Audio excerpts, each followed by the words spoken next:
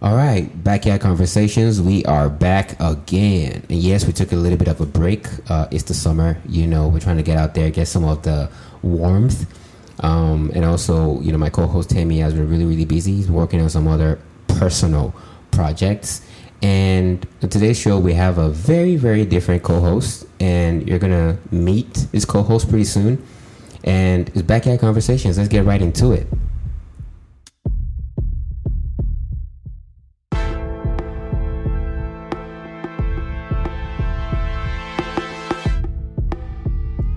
All right, co-host, you want to introduce yourself? Sure, hello. So what's your name? Busaya. All right, Busaya, let's get right into it. So the first thing we're going to be talking about today is the Olympics. I saw some of it, and did you catch any of the Olympics? A little bit. I think the very first few days I actually watched it, but everything else I got from social media. Awesome. I mean, I know we saw a couple of events together, and then I was watching the medal table closely because for some reason I thought China was going to come out first. But even before United States led them in gold medals, some tables already started putting U.S. on top of the table instead of China. And I don't know when, how appropriate that is or when they started counting medals like that. Good point. I'm not quite sure how, they determine who goes to the top of the table. Depends on who you ask. Someone just says it's whoever has the most medal count. Others say you have to have the most gold. But yeah, I think in general, different people put the tables in different ways. Kind of like how in different countries, the sports that are shown are dependent on what sports that country has, athletes in. Yeah, it's pretty interesting. I think it was a really, really embarrassing turnout, especially for a country like Nigeria, where they not only had athletes repeating their uniforms or jerseys and rewashing for like a separate event, but they weren't even able to compete in some cases because some athletes didn't qualify because apparently they didn't meet all the criteria for testing. Yeah, that was disappointing for very many different reasons, but I can only imagine what those athletes are going through. They had the Olympics delayed for 1 year, which just meant one more additional year of training and, the physical and psychological implications of all of that. And then to get to what you could almost call the finish line and then realize for some reason or another, you can't quite do what you're set to do. That's depressing. Oh, yeah. I think it's an epic fail for people in charge of like the sports committees. And ideally, someone should be held accountable, but we know how things usually happen in Nigeria. We just hope someone takes responsibility and they come out and tell us exactly why this happened and how to make sure it doesn't happen in the future. And I think the impact of COVID on the Olympics cannot be overstated, right?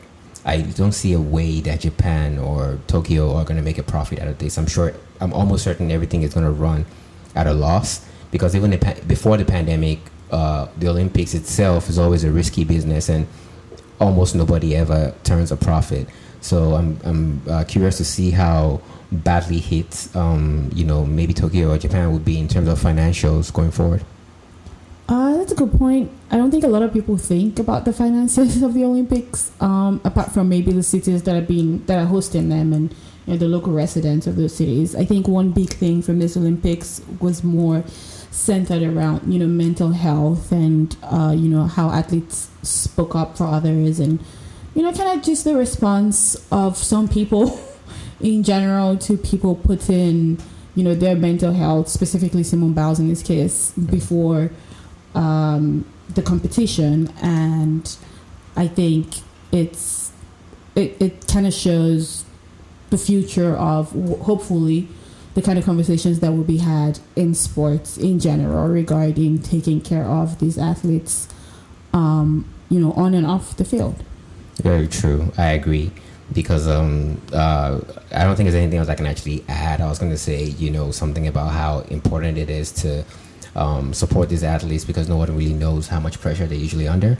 But you said it all pretty much. And this would be a good segue, the impact of COVID on the Olympics and also the mental health feedback we have gotten. This is now a bad segue into the Delta variant and its appearance in not just the Olympics in Tokyo, but everywhere else in the world, and the vaccination rollout. What do you feel about how major countries are doing, and what do you think can be done for us to get out of this pandemic phase? It's a heavy question. I don't know that I can answer what can be done to get out of the pandemic phase. Get vaccinated. I understand the resistance that some people have regarding vaccinations, and that's a rabbit hole that this podcast specifically is not set up to go down into. But I will say that you can't force people to get vaccinated. There's always a good point to at least hear that point of view and their concerns. Everyone's health concern is legitimate, even if you consider it to be irrational or illogical based on your own point of views. But we can't also deny the impacts of the disease on the economy, on the society, on families, and education. It's kind of spread into every facet of the society as it is right now. And the one thing that I know is maybe a big deal is how the response in general to COVID is politicized in a lot of places. And we think of it as a political issue, not so much a health issue, which is most likely not helping anybody. Well said. I pulled up this fact from I air quotes on the facts because this is a data sheet from ourworldindata.org. I'm going to drop a link in the show notes so you can also refer to it. And currently it's saying the world is just 24% fully vaccinated, 7.7 partially, and then Canada is currently on 64 for fully vaccinated, and 8.9% for. As a matter of fact, that's the reverse. I think it's 8.9 for fully. But anyways, I'm going to drop the link in the show notes and you can check out the data. The point is, you can see that wealthy countries are faring way better than countries in poorer continents, if you may. And obviously, this is one of those things where the political issue you talked about comes into play with vaccine rollout, with who gets access to vaccine first, and who is allowed to even use mRNA to create their own version of vaccines. Because believe it or not, some African countries are trying to essentially get into the vaccination business and doing things on the home turf, but they're meeting roadblocks with big pharma and how they don't want them to essentially maybe breach patent, which doesn't make sense, right? This is a pandemic, but yeah, it's politicized, like Messiah just mentioned, and it is something that will definitely affect everybody going forward because travel has to continue, life has to continue. And next up, I believe we have a topic that was, I don't know if it was mainstream, but in the tech verse, people talked about this a lot, about Apple and how they're trying to prevent the spread of child pornography. But one way to do it is possibly by getting access to your mobile device and then scanning the phones. Did you hear about this? I did. I saw someone put a poll on LinkedIn and just kind of getting popular opinion on how people felt with response to Apple, I guess, potentially scanning their devices. And I think a lot of it is, depends on the headlines you read. You could kind of, there's a lot of clickbait I found, especially with this topic. And I don't even know that I have gone to do the actual research to say this is exactly what Apple is proposing. I think it's probably been blown out of proportion on in the news and on the media.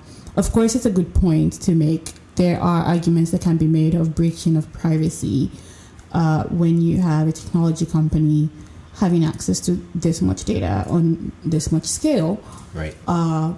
But before I go ahead and knock down the idea, I'm a big believer in proposing a solution as opposed to just saying, well, that's not going to work, and knocking it down. So I'm curious to hear everybody's thoughts on what's a better way to in this case anyway, how do you help reduce the spread of child pornography and protect the children and the society?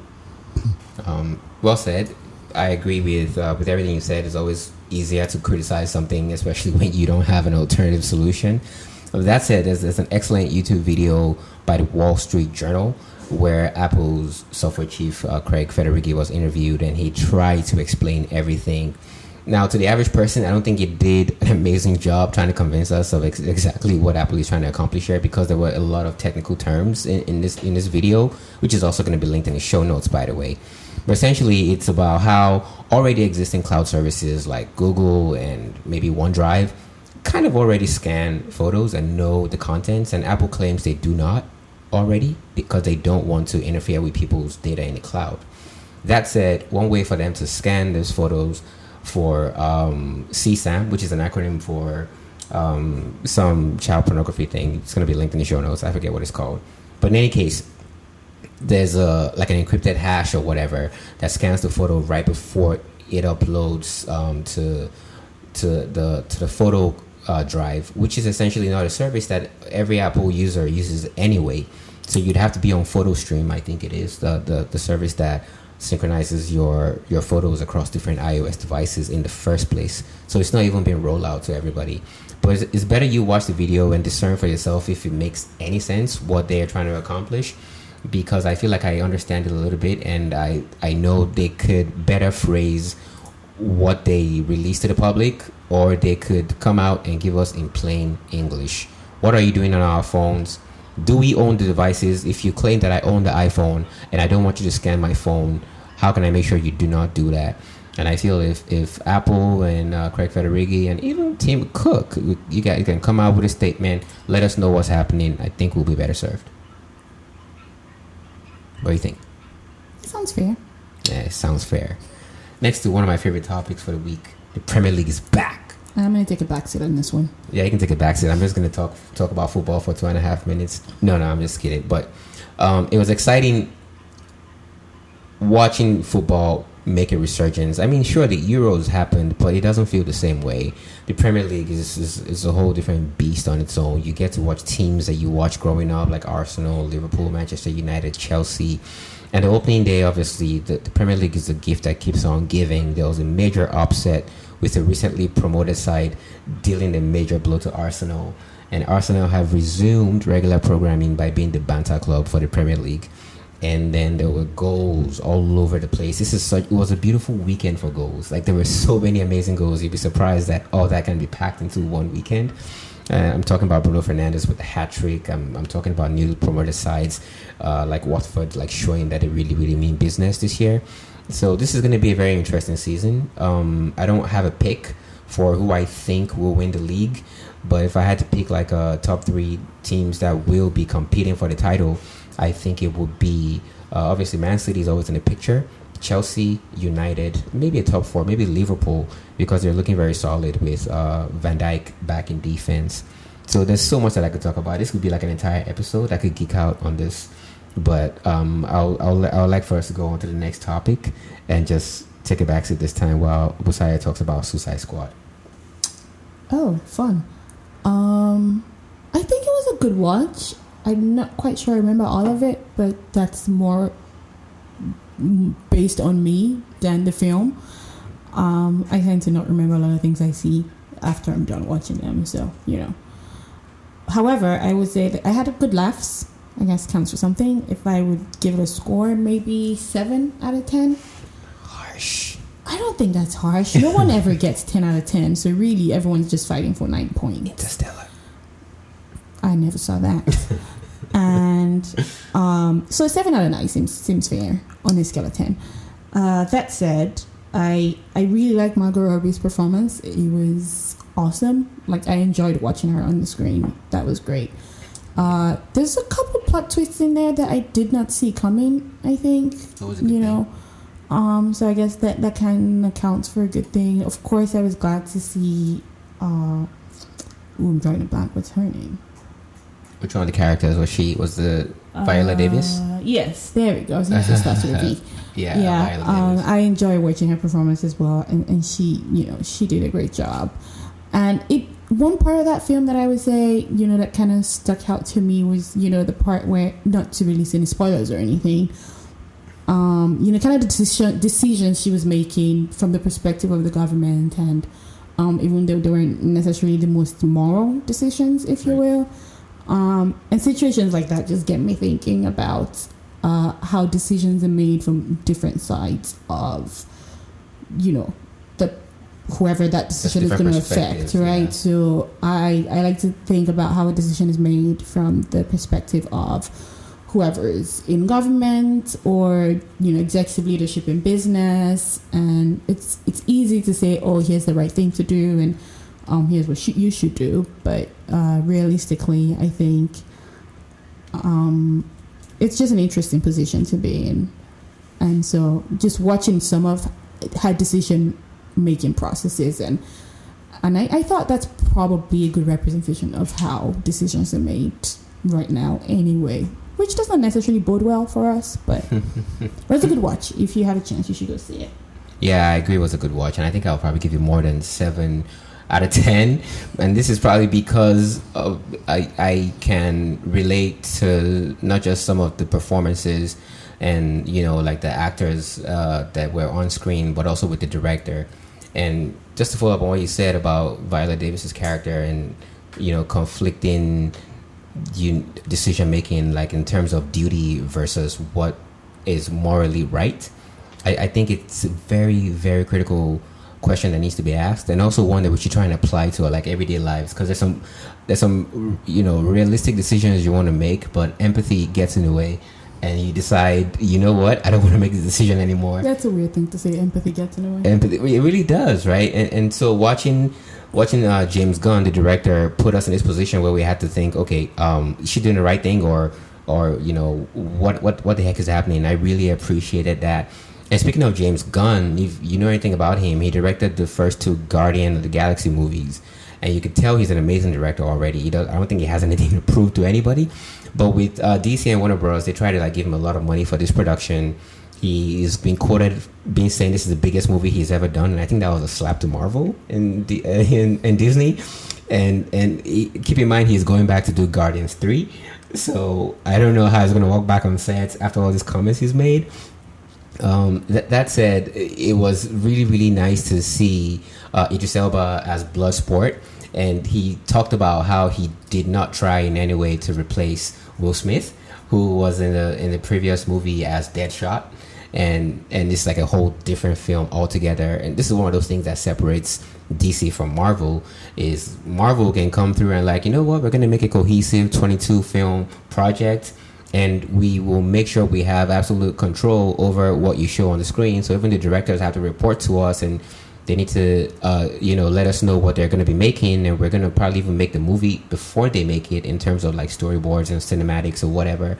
But DC, on the other hand, tries to let the directors put their own perspective on things, which is a double-edged sword. As you can tell, like, this director doesn't feel fulfilled, and they make movies that they can always go back and watch and be like, yeah, this was my idea, this is what I wanted to make.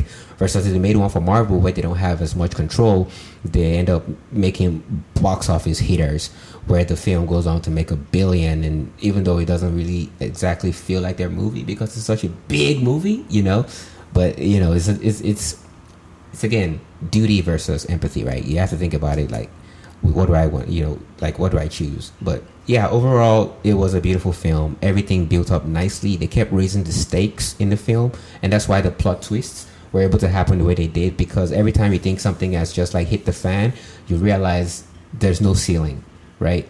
And so it just kept going higher and higher, and I really appreciate it. I'll also recommend you go watch it. And on the last note, we're going to talk about something that the whole world is talking about right now, and it is as scary as it is sad, and it is the current quote-unquote take over of Afghanistan. War is bad. Yeah, war is hell. So it's, different presidents have been trying to withdraw the troops from Afghanistan since America set foot on the ground in that country about probably 2 decades ago now. About 20 years, I think. Yeah, so it's been a long time, and honestly, I really do feel like if it continues to get messy, which it looks like there's really no way out of this right now, it becomes one of those things in history where you're going to look back and be like, in whose administration did this terrible thing happen to Afghanistan? And they're going to point their finger at probably Uncle Joe. But say a prayer for Afghanistan if you can. It is crazy out there. Women, children, everybody's in danger because of this takeover, and it is unreal for people who have not been there. You don't really know what's happening. I haven't been in a war before, but just following people on Twitter talk about it, especially locals out there in Afghanistan, and the experiences they're having and the takeover of their communities, their schools, their religious centers. It is the most frightening thing you could ever imagine. So if you can, just say a prayer for Afghanistan. I guess we're gonna wrap on that note. So we're back. Remember to follow us and like and review the podcast. We love the 5-star reviews. Yes. All right. Thank you very much. So that's Backyard Conversations, and we are out. Thank you for having me. You're welcome. Thank you.